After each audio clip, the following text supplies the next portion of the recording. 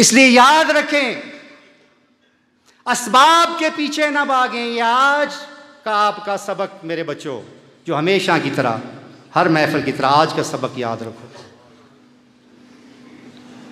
اسباب کے پیچھے بھاگنا چھوڑ دو، مسبب الاسباب سے لو لگاؤ۔ اگر مسبب الاسباب سے لو لگا لی، اگر اس کی ذات راضی ہو گئی تو وہ خود تمہارے لیے اسباب پیدا کر دے گا۔ تم اللہ سے محبت کرو،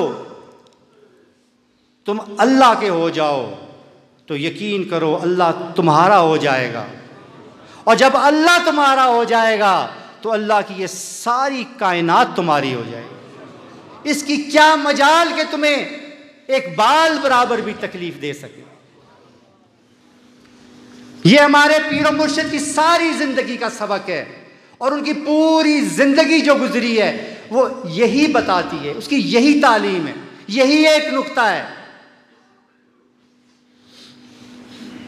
کہ سکون اور آرام کے لیے، فتح و کامیابی کے لیے، نصرت کے لیے دنیا اور دنیا کے اسباب کے پیچھے نہ بھاگو، دنیا کے سہارے تلاش نہ کرو۔ یہ مایوس کریں گے میرے بچوں، ہمیشہ مایوس کریں گے، پیاس کو بڑھا دیں گے۔ ان کو چھوڑ دو، بلکہ اس کی طرف متوجہ ہو جاؤ کہ جو یہ اسباب بنانے والا ہے، جو قادر مطلق ہے، اگر وہ راضی ہو گیا تو سب تمہیں عطا کر دے گا۔